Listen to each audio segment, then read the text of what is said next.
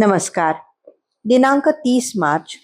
कथेचं शीर्षक आहे हमारी कस्तुरी अभी के अभी लाव. ठाकूरदास बुवा गाणगापुरास दत्त पादुकांची सेवा करू लागले. आपण आता काशीस जाऊन राहावे असा त्यांनी निश्चय केला. दत्त पादुकांची अखेरची पूजा करतेवेळी त्यांना कस्तुरी अर्पण करण्याचे ठरवले, परंतु गडबडीत ती अर्पण करावयाचे राहून गेले. ब्राह्मण भोजन कीर्तन झाल्यावर दत्तप्रभूंकडे काशीत जाण्याची अनुज्ञा मागितली, परंतु चिंचेखाली भेटलेल्या महापुरुषास भेटावे असा रात्री स्वप्न दृष्टांत दत्तप्रभूंनी दिला, म्हणून ते अक्कलकोटास आले. तेव्हा महाराज एका वेश्येच्या घरी होते. तेथे बुवा गेले. महाराजांसमोर ते येता क्षणीच महाराज म्हणाले, हमारी कस्तुरी अभी के अभी लाव. ठाकूरदास बुवा त्या चिंचेच्या झाडाखाली भेटलेल्या दिव्य पुरुषाच्या दर्शनाने भारावले होते.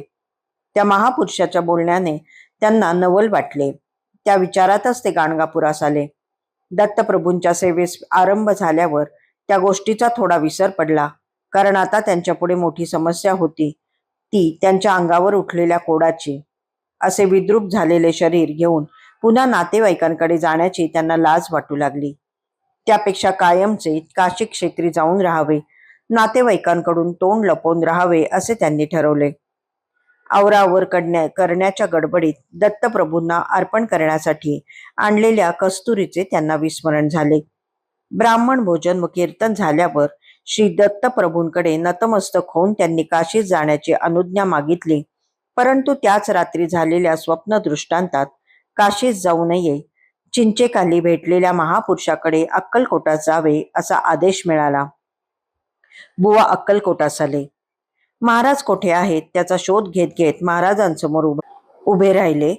बुवांकडे पाहताच महाराज म्हणाले, हमारी कस्तुरी अभी के अभी लाव. दत्तप्रभूंकरता कस्तुरी आणली होती, ती अर्पण करण्याचे राहूनच गेले याचे स्मरण बुवांना या शब्दांनी झाले. शिवाय हमारी या शब्दांनी दत्तप्रभू आणि मी एकच असा अभिप्राय महाराजांनी व्यक्त केल्याचे त्यांना जाणवले. कस्तुरी आणल्याचे इतर कोणासही ठाऊक नव्हते. ती अर्पण करण्याचे राहून गेले हेही बुवांखेरीज इतर कोणाला ठाऊक असण्याचे कारण नव्हते. खुद्द बुवांना आपण कस्तुरी विसरलो हेही भान नव्हते. महाराजांच्या शब्दांनी ते भान आले आणि ते चकितच झाले. बिराडी जाऊन कस्तुरी आणून त्यांनी ती महाराजांना अर्पण केली, परंतु महाराजांनी ती कस्तुरी लहान मुलांना वाटून टाकली.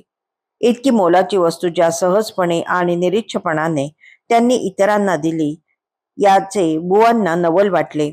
बुवांना ते नवीनच होते. शिवाय ज्या घरी महाराज बसले होते ती जागा एका वेश्येची होती. बुवांना हेही नवलच होते.